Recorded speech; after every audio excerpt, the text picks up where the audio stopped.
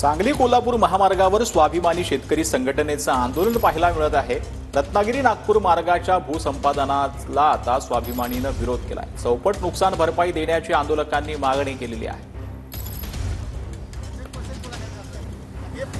पुराखाली जात असताना सुद्धा आज अखेर त्या लोकांचं पुनर्वसन करण्याचं काम कधी झालेलं नाही आणि आता परत मोठा महापूर सांगली कोल्हापूर हायवे नागपूर रत्नागिरी हायवे जोडला जाणार आहे।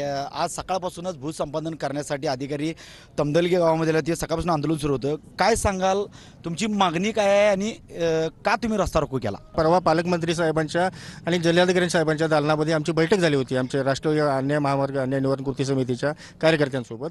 त्या बैठकीमध्ये निश्चित ठरलं होतं की जोपर्यंत हरकतीच्या सुनावण्या होणार नाहीत तोपर्यंत मोजणी होणार नाही, असा शब्द दस्तूरखुद्द पालकमंत्री आणि जिल्हाधिकारी साहेबांसमोर प्राधिकरणच्या विभागाने दिलेलं होतं।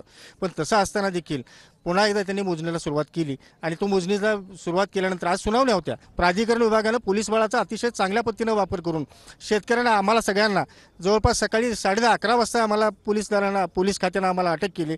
त्यानंतर संध्याकाळी 5-5:30 वाजेपर्यंत आम्ही पोलीस ठाण्यामध्ये आम्ही तिथं आम्हाला निगराणीखाली ठेवलं आणि ही सगळी आमच्यावरती दडपशाही चालू असताना कुठल्याही पद्धतीचं जिल्हाधिकारी साहेब असू देत किंवा प्रोजेक्ट डायरेक्टर साहेब प्रकल्प संचालक असू देत प्राधिकरणचे यांनी कुठलाही अगदी माननीय आमचे आदरणीय राजू शेट्टी साहेब पोलीस ठाण्यामध्ये 1.5 तास आमच्यासाठी बसून होते, पण त्यांच्यासुद्धा फोनला रिस्पॉन्स देण्याचं काम या लोकांनी केलेलं नाही। पालकमंत्री महोदयांनी फोनवरती सुद्धा खासदार साहेबांना सांगितलं की आम्ही मोजणी थांबवण्यासाठी आदेश दिलेले आहेत, पण अशा अवस्थेत सुद्धा मोजणी अधिकाऱ्यांची जी काही त्यांची टीम होती त्यांनी ती मोजणी थांबवलेली नाही आणि उद्या परत एकदा मोजणी थांबवणार आहेत। त्यामुळं चिडलेले सगळे शेतकरी आज तमदलगे येथे खिंडीमध्ये जमलेत आणि रस्ता रोकोसारखं मोठं हत्यार त्यांनी उपसलंय। हे सामान्य हत्यार होतं, पण आता मात्र याच्या पुढे उद्या सकाळी 11 वाजता जी बैठक यांनी सांगितलेली आहे आमच्या तहसीलदार साहेबांनी या ठिकाणी रस्ता रोको संपवताना, तर ती बैठक यशस्वी नाही झाली आणि मोजणी आहे तशी चालू ठेवली तर निश्चितपणानं राष्ट्रीय महामार्गाचा NH4 अडवण्याचं काम निश्चितपणानं या कृती समितीकडून केलं जाईल। कॅमेरामॅन सुनील काटकर से मी सायनाज जाधव, टीव्ही मराठी,